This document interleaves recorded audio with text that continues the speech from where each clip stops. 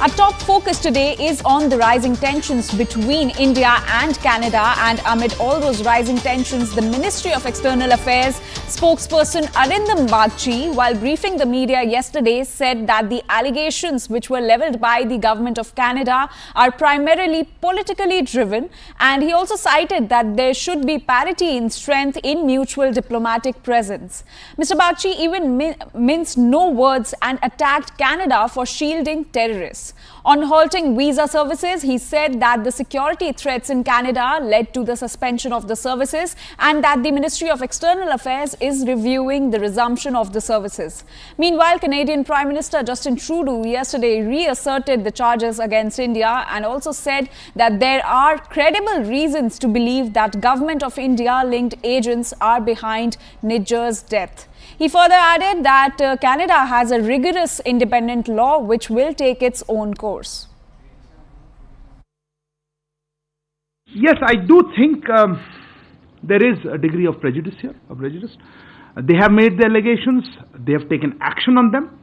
To us, it seems or it appears that these allegations by the Government of Canada are primarily politically driven.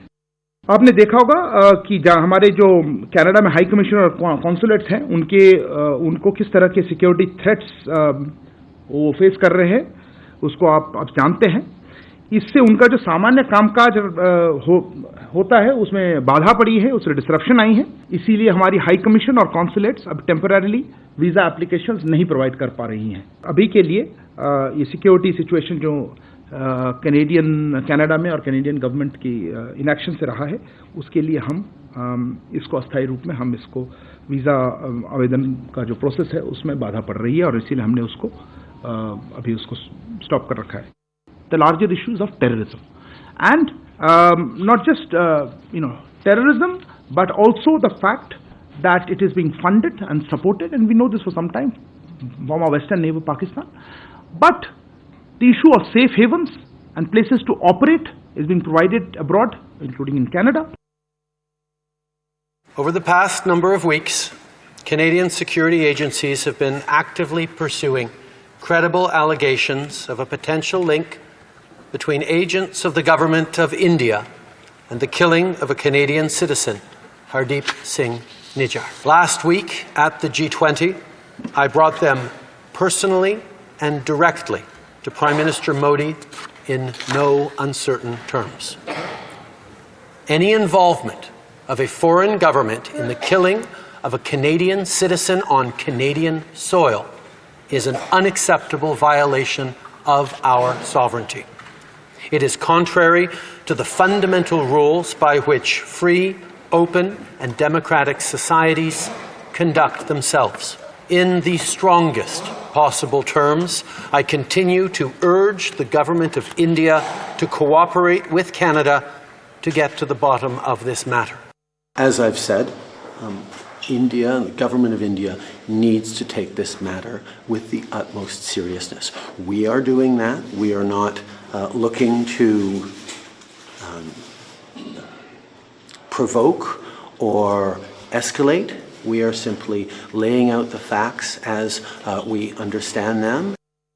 Call upon the Government of India to work with us, to take seriously these allegations and to allow justice to follow its course. Government of India to work with us, to take seriously these allegations and to allow justice to follow its course. There are credible reasons to believe that agents of the Government of India were involved in the killing of a Canadian on Canadian soil. People come to Canada from every corner of the world, sometimes fleeing regimes that share very different values in various parts of the world than Canada. And when they come to Canada, when they become Canadian citizens, they deserve to be fully protected. And that's something that we have always taken seriously as a country, and we will always look to do even more to keep Canadians safe. Very specific evidence about criminal activities by... A few days ago, CNN News 18's Anand Narasimhan spoke exclusively to Indian High Commissioner to Canada, Sanjay Kumar Verma, on the K radicals in Canada. Listen in. You are confident that there will be further action will be taken because, again, just around the time Prime Minister Trudeau touches down, there are calls for a referendum.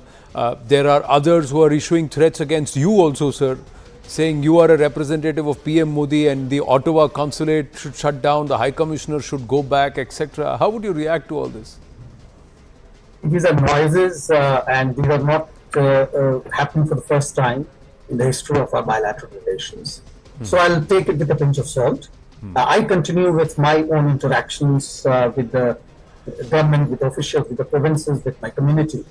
And I hope to continue it the same way. There was a question about secessionist elements, Khalistani elements operating and getting a free run on Canadian soil. This was put to Prime Minister Trudeau. And he said you cannot broad brush it. Actions of a few cannot be broad brushed over a community and all of Canada.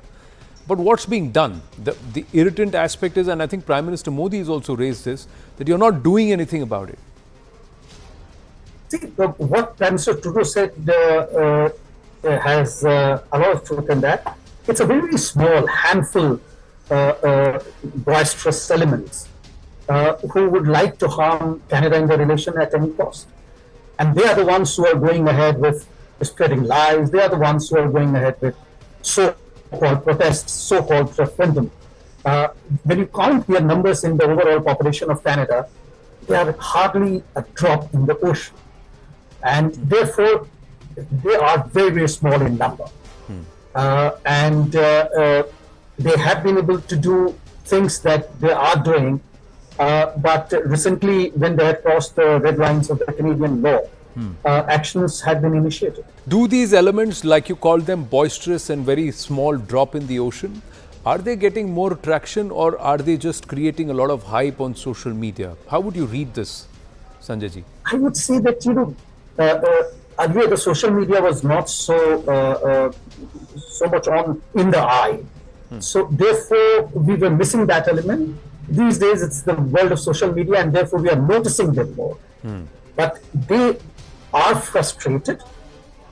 They are coming out with the kind of statements they are coming out, which are falling on the wrong side of the Canadian law, only due to the reason that they are not seeing anything going forward. So I would see it in a very different light. Today, everyone is on Twitter or now X, on Facebook platforms, on Instagram, and they are misusing these platforms for their own business. And I'm calling this activity business with responsibility, because that is from where these bunch of goons are able to make their money.